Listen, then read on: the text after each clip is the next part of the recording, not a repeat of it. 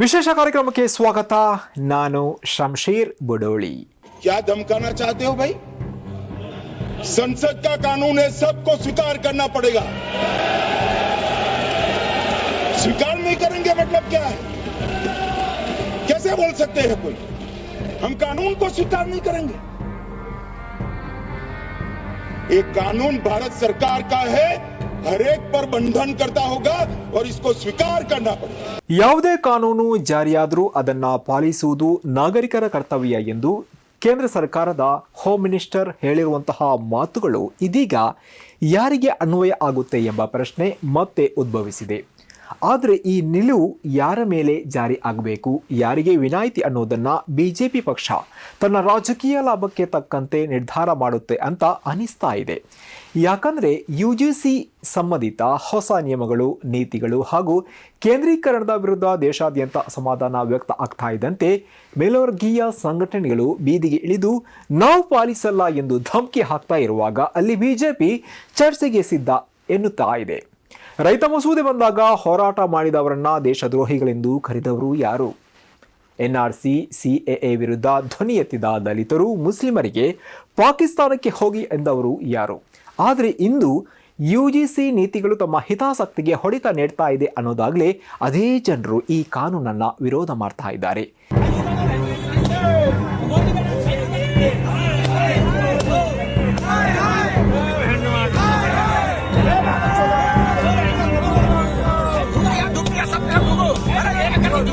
UGC ಅನ್ನೋದು ಕೇವಲ ಒಂದು ಆಯೋಗ ಅಲ್ಲ, ಅದು ದೇಶದ ಉನ್ನತ ಶಿಕ್ಷಣದ ದಿಕ್ಕು ತೀರ್ಮಾನಿಸುವಂತಹ ಶಕ್ತಿ. ಆದರೆ ಇತ್ತೀಚಿನ ವರ್ಷಗಳಲ್ಲಿ UGC ಮೂಲಕ ಆಗ್ತಾ ಇರುವ ಬದಲಾವಣೆಗಳು ದಲಿತ ದಮನಿತ ವಿದ್ಯಾರ್ಥಿಗಳ ಪ್ರಶ್ನೆಗಳಿಗೆ ಉತ್ತರ ಕೊಡ್ತಾ ಇಲ್ಲ. ಫೆಲೋಶಿಪ್ ಕಡಿತ, ಸಂಶೋಧನಾ ಅನುದಾನಗಳ ಕತ್ತರಿಕೆ, ಸ್ವಾಯತ್ತತೆ ಹೆಸರಲ್ಲಿ ಶುಲ್ಕ ಏರಿಕೆ, ಕೇಂದ್ರೀಕೃತ ಪಠ್ಯಕ್ರಮ ಇವೆಲ್ಲವೂ ನೇರವಾಗಿ ಹೊಡೆತ ಬೀಳುವುದು ದಲಿತ, ಆದಿವಾಸಿ, ಹಿಂದುಳಿದ ವರ್ಗದ ವಿದ್ಯಾರ್ಥಿಗಳ ಮೇಲೆ. UGC ನೀತಿಗಳ ವಿರುದ್ಧ ಧ್ವನಿ ಎತ್ತಿದಾಗಲೆಲ್ಲ ಮೆರಿಟ್ ಹಾಳಾಗ್ತಾ ಇದೆ ಎಂಬ ಆರೋಪ ಬರುತ್ತೆ. ಆದರೆ ದಲಿತ ದಮನಿತರಿಗೆ ಯಾವತ್ತೂ ಪ್ರಶ್ನೆ ಒಂದೇ, ಮೆರಿಟ್ ಅಂದರೆ ಯಾವ ಶಾಲೆ, ಯಾವ ಮನೆ, ಯಾವ ಸಂಪನ್ಮೂಲ? ಸಾಮಾಜಿಕ ಅಸಮಾನತೆಯನ್ನು ಲೆಕ್ಕಿಸದೆ ಮಾಡಿದಂತಹ ಶಿಕ್ಷಣ ನೀತಿ ಅಂದರೆ ಅದು ಸಮಾನತೆ ಅಲ್ಲ, ಅದು ಅನ್ಯಾಯಕ್ಕೆ ಕಾನೂನು ಮುದ್ರೆ. ಇಂದು UGC ವಿರುದ್ಧ ಮೇಲ್ವರ್ಗೀಯರು ಬೀದಿಗೆ ಇಳಿದಾಗ ಸರ್ಕಾರ ಮೃದು ಧೋರಣೆ ತೋರಿಸ್ತಾ ಇದೆ. ಆದರೆ ಅದೇ ದಲಿತ ವಿದ್ಯಾರ್ಥಿಗಳು, ಪ್ರಾಧ್ಯಾಪಕರು ಪ್ರಶ್ನೆ ಮಾಡಿದಾಗ ದೇಶದ್ರೋಹ, ಟೂಲ್ ಕಿಟ್, ನಗರ ನಕ್ಸಲ್ ಎಂಬ ಲೇಬಲ್ ಅನ್ನು ಅಂಟಿಸಲಾಗ್ತಾ ಇದೆ. ನೀರು ತಲೆಗೆ ಹಾಕಿದ್ರೆ ಕಾಲಿಗೆ ಬರಲೇಬೇಕು ಎಂದು ಕಾನೂನನ್ನು ವಿರೋಧಿಸುವವರು ನಿನ್ನೆ ಅದೇ ಕಾನೂನುಗಳ ಹೆಸರಲ್ಲಿ ದಲಿತರ ಮೇಲೆ ದಮನ ಮಾಡಿದ್ರು. इसका विरोध नहीं, इस कानून को जड़ से उखाड़ के फेंक दीजिए।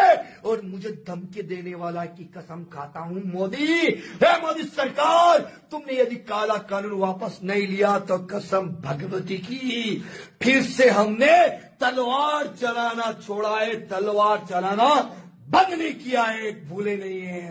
कसम भगवती की तुम्हारा विरोध नहीं, जड़ से उखाड़ने की ताकत रखी है सर्व समाज।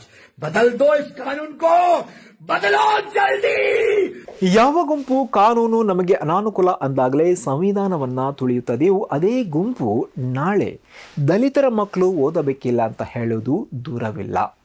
ಶಿಕ್ಷಣ ಎಂಬುದು ವಿಮೋಚನೆಯ ಅಸ್ತ್ರ. ಅದನ್ನು ಕಾರ್ಪೊರೇಟ್ ಮತ್ತು ಮೇಲ್ವರ್ಗೀಯ ಏಕಾಧಿಕಾರಕ್ಕೆ ಒಪ್ಪಿಸುವುದು ಸಂವಿಧಾನ ದ್ರೋಹ ಅಲ್ಲವೇ?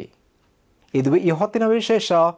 ಮತ್ತೊಮ್ಮೆ ಹೊಸ ವಿಚಾರದೊಂದಿಗೆ ಬರ್ತೀವಿ. ಅಲ್ಲಿಯವರೆಗೂ ನೋಡ್ತಾ ಇರಿ ಸನ್ಮಾರ್ಗ ನ್ಯೂಸ್, ಸುದ್ದಿಗಳ ಸಂತೆಯಲ್ಲಿ ಸತ್ಯದ ಮೊಂಬತ್ತಿ.